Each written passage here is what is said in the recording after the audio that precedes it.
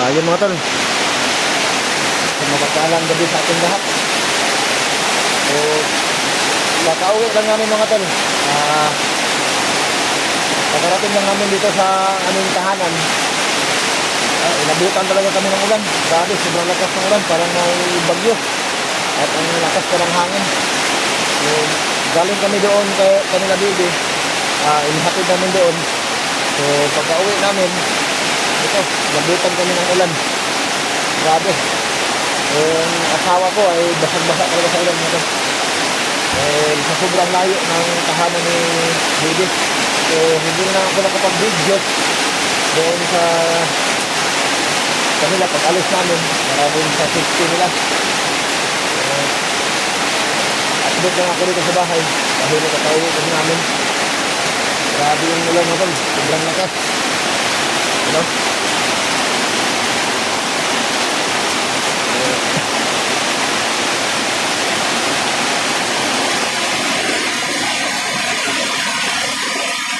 Hindi ako makapagsalita na maayos dahil sa sobrang lakas ng ulan.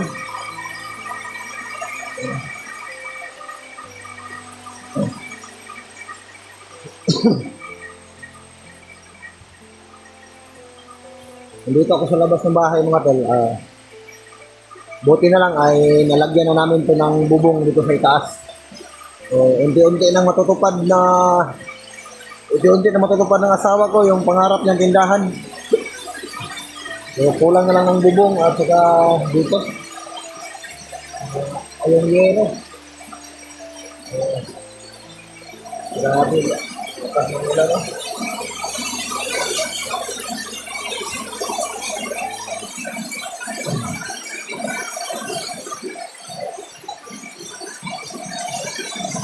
Dito ako ngayon sa labas.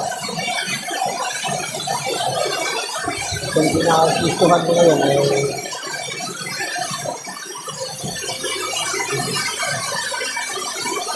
ako yung gagawin ng asawa ko ng mga tindahan. Kaso nga lang dito banda ay basa talaga.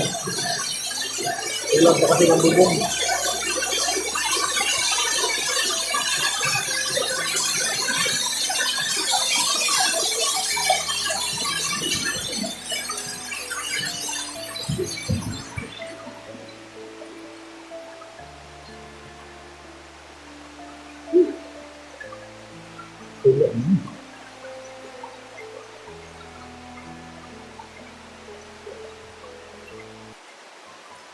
Tulo lang siya, no? Basta na.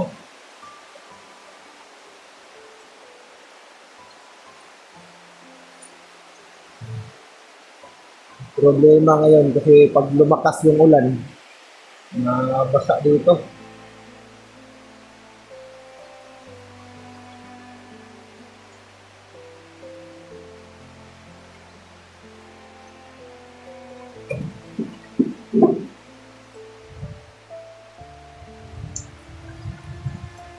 Puno yung basa. Hindi pumasok yung tubig. Yung dinatasan ko puno. Yung tulo naman eh.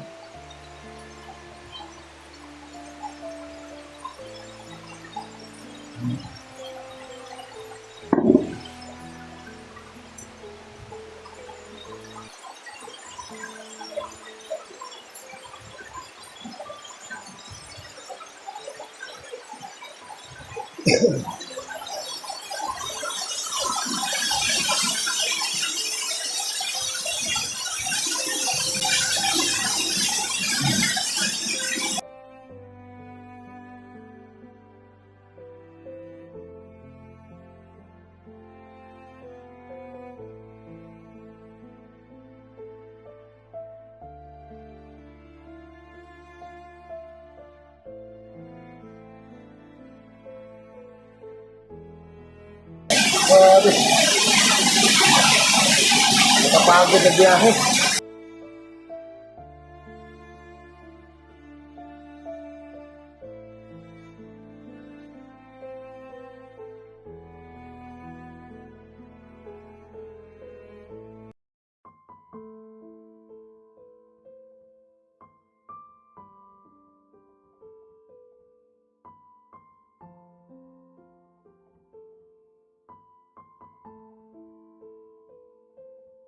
Kita kami sa mama ni Video.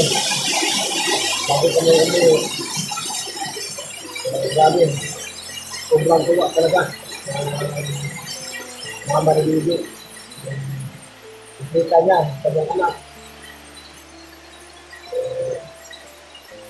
Dahil sinabi ko sa kanya ang mga pangyayari. Talagang papasalamat talaga yung mama niya. Dahil sa sobrang tuwa. Nakaulit ko na ito. Hindi nakanda na pala yung mama ng tubig. Hinihiling ni Baby sa akin na kung pwede ay huwag mo lang mag-video para hindi nakita yung kanyang mama.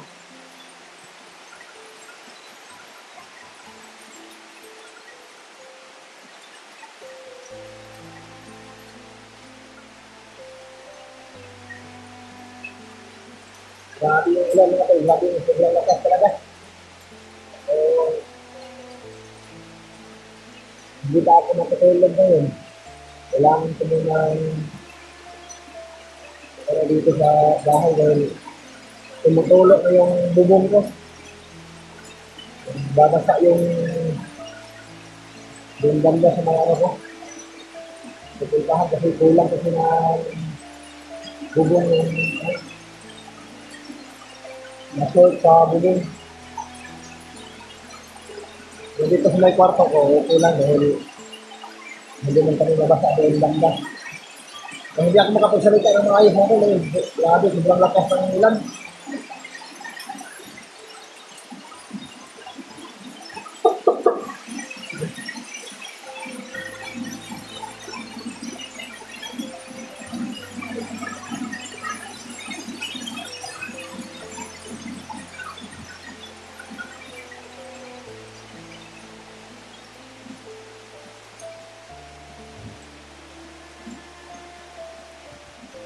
Ano yung tubig ba?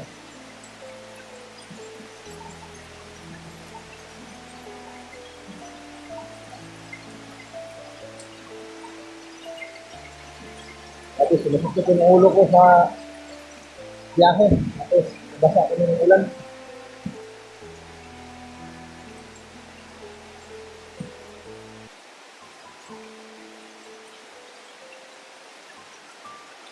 Pinitado kasi itong ulan natin kapag tumakbo ng mga ilang minuto, lalo na kabuti ng isang oras. Basang-basa na talaga yung bahay dito sa may gilid. Dahil yung bubong ko ay na-shake.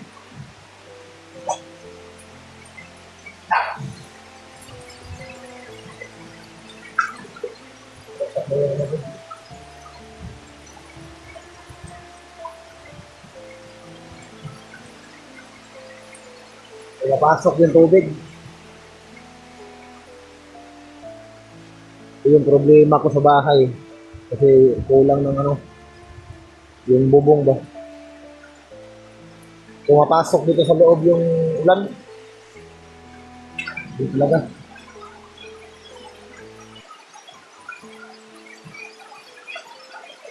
Ang lalakas pa ito. Napilitan talaga akong umakyat dun sa taas para takpan yung mga butas-butas sa taas. Para medyo na itong ulan. Buti na lang dito mga tol ay nalagyan ko ng ano, bubong. Ito kasi yung ano, gusto sanang gawa ng tindahan yung asawa ko dito. Kaso hindi pa natapos. So okay, dito banda, hindi lumasa. Dito lang yung problema ko. Kulang ng bubong. Pasok na kumatol, grabe. Napakalamig. Ang lamig doon sa labas. Ay, salamat. Tumigil na yung ulan. Kapag tumakbo pa ng ilang minuto yung ulan mga tol, ay napipilitan talaga akong akyatin itong bubong dahil bukas-bukas na kasi yung ano, bubong ko dito. Tapos pumapasok yung tubig ito kasi na-short sa bubong yung ano ba, dito banda. Maliit lang yung ano, hindi umabot sa dulo. Kaya pumapasok yung tubig dito. Ay, buti na lang. Tumigil yung ulan. Kung hindi tumigil yung ulan, sigurado mapapaakyat talaga ako niyan sa bubong para i-ano ko yung mga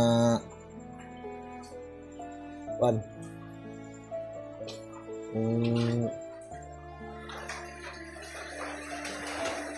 Ano ka, bumalik yung ulan.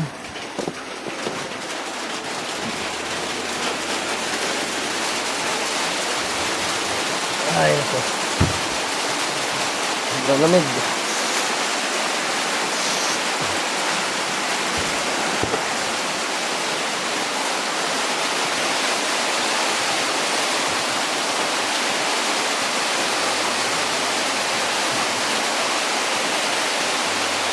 Kapag lumalakas yung ulan mga tol, inaakyat ko yan. Kasi nilagyan ko lang ng ano din. Nasira na yung sin. Ang banda.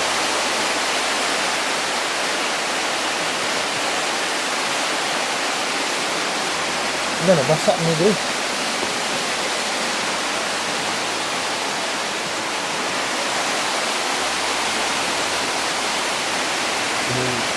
Diyan kasi dumadaan yung tubig kapag malakas. Kapag doon galing yung hangin, papasok dito. Kaya na mababasa kami minsan.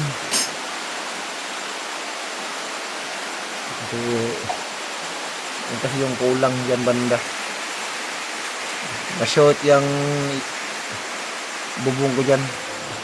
Maliit kasi yung ano ko na sin. Kaya kapag malakas yung ulan ay nababasa dito.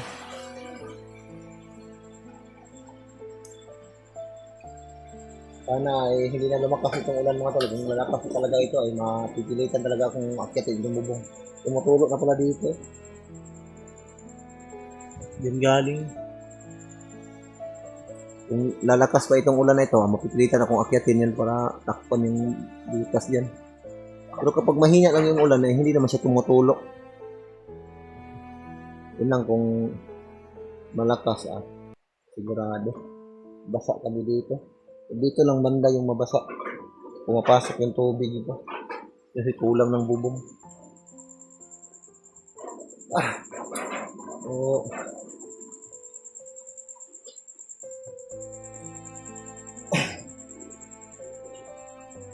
Sarap na sanang matulog. Kaso lang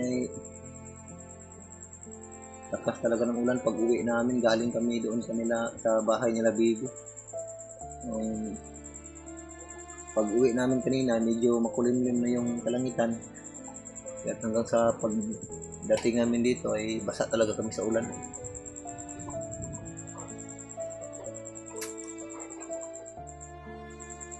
Salamat tumigil na yung ulan.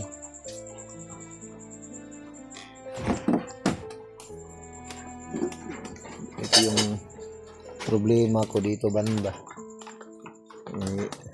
Na-short yung ano ko. Basa yung mga ano ko dito. Kailangan ko padagdagan ng bubong dito banda. Grabe na ang dami ng tubig. Ilalim ng pilag. Ako. Yung binangtasan ko dyan.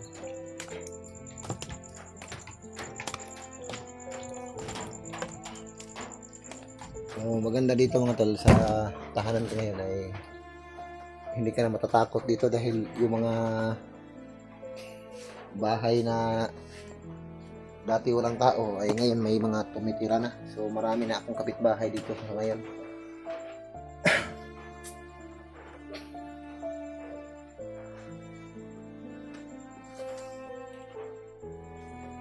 Wala pagkaulis akong ano?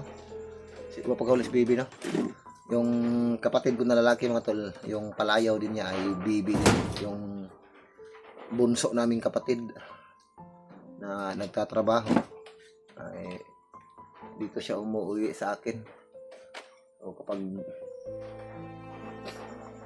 mga bandalas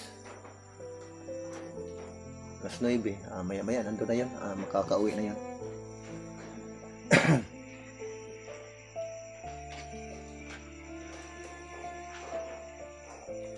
Pati dito sa ano mga tol, may tumira na rin dito sa likuran ng bahay ko. So dito sa gilid, sa harap at sa likod ng ano ko ay may nakatira na din. Ayan, may ilaw dun sa ano,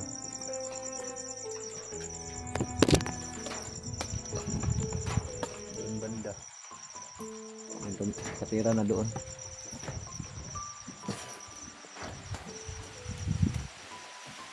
Grabe. Bumabalik na yung ulan. So yung mga tol, magandang gabi sa ating lahat. So, grabe.